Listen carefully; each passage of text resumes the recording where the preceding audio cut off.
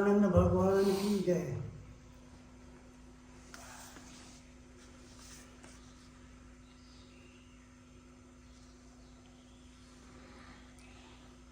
ओ बड़े भाग मानस तन पावा, बड़े भाग मानस तन पावा, सुर दुर्लभ सब धन गावा, साधन धाम मोक्ष कर द्वारा, पाई न जय परलोक सम।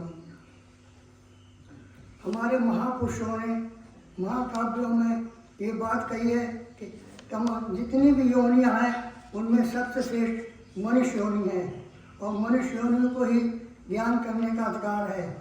तो मैं ये कहना चाहूँगा कि सृष्टि में हर व्यक्ति सुबह को उठता है, नित्य क्रिया करता है, दिन भर पापड़ बेलता है, फिर रात को सो जाता है।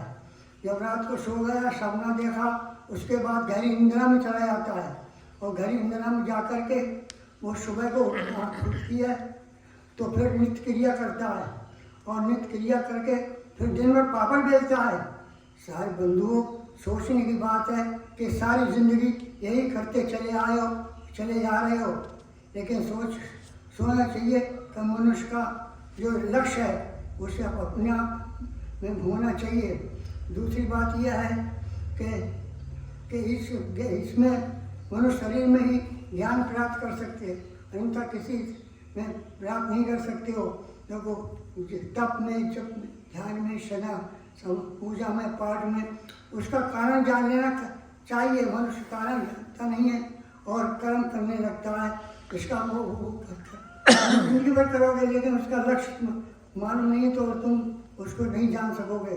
अब ये है जैसे प्रत्येक व्यक्ति जप में, तप में, ध्यान में, समाधि में लगा हुआ है, लगा रहता है, उसे ये पता नहीं मेरा लक्ष्य क्या है, तो वो जिंदगी भर करे हुए कारनामा का फल प्राप्त नहीं होगा। किसी कार्य को करने से पहले उसके कारण को जान लेना आवश्यक है। यदि कारण नहीं जाना तो जैसे एक कुंवारी लड़की है, यंग है, शादी के काबिल है, लेकिन शादी नहीं हुई है, उसने 16 श्रृंगार कर लिए।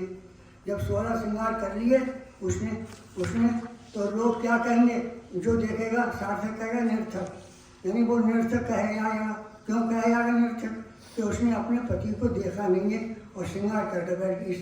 इसी तरह से विश्व में जितने भी कर्मकांडी हैं, ये पूजा पाठ जप तप ध्यान लगाकर उसे बताना चाहते हैं, उसमें रंगना चाहते हैं, लेकिन वो हर क्रिया से पहले मौजूद है।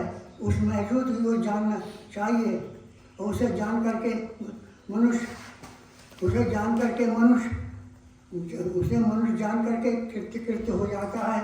और इसीलिए महापुरुषों ने कहा है कि बड़े भाग मानस तन पावा, सुर दुर्लभ सब धन गावा, साधन धाम मोक्ष कर द्वारा, पाई नजी पर लोक समारा। अपने आप को नहीं जाना, दुनिया को जाना तो खार जाना, ये सब आपके लिए गुमराह करने की राह रहा। जैसे एक राजा था तो वो अपने मंत्रियों से बोला, क्या मंत्रियों? बोले ये बताओ कि मेरी प्रजा सुखी कैसे रह सकती है। तो मंत्रियों ने कहा कि हम कोशिश करके बताएंगे आपको। जब तमाम मंत्री बैठे और बैठने के बाद में उन्होंने राय करी कि व्यक्तियों की जितनी चीज़ें हैं सब उपलब्ध हो जाएं तो तो व्यक्ति सुखी रहेंगे।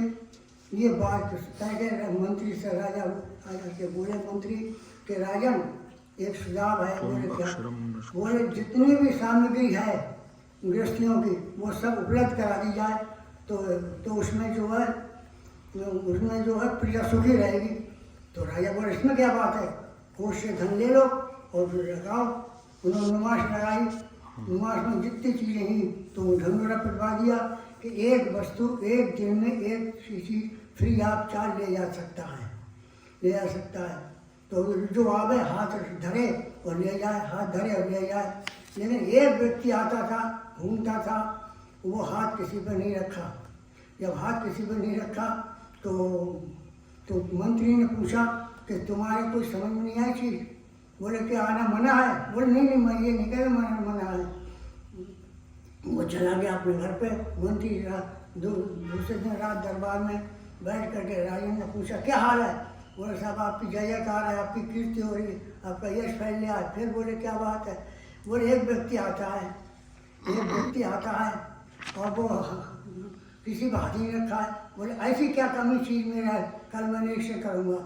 दूसरे दिन हुआ, राजा अपने मंत्रियों के साथ नुमाइश में आए और बैठ गए एक जगह और कहा मंत्रियों से, रे वो आदमी देख के लाओ, आया है नहीं आया जो कुछ हाथ नहीं धरा आज तक।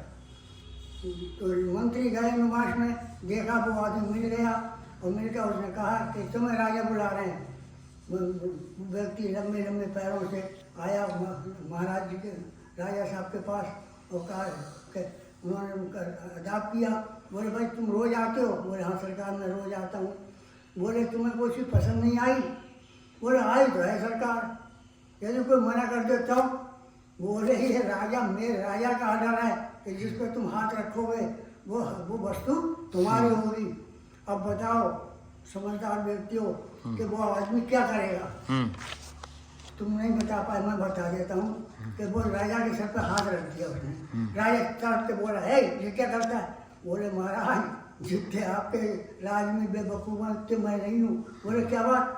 बोले वो एक दिन में एक चीज 3 साल में 365 चीज ले जाएंगे और जब आप मेरे हैं तो वो वस्तु मेरी है नहीं। बोले है तो इस पर महापुरुषों ने कहा है एक साधे सब सदें, सब साधें सब जाएं, जो तू सेवे मूल को भूले भले लगाए। इस दृष्टांत से ये चाहिए जिसको दुनिया में जो परमात्मा से मिल चुका है उसे क्या कमी आ सकती है दुनिया में? संत वो होता है जिसके आगे लक्ष्मी आगे पीछे फिरती है। संत नहीं भागा फिरता है। संत जो भागा फिरते वो संत नहीं है, भिखारी है, भिखारी। और तुम संत होकर के तो बोल सच्चिदानंद भगवान की जय।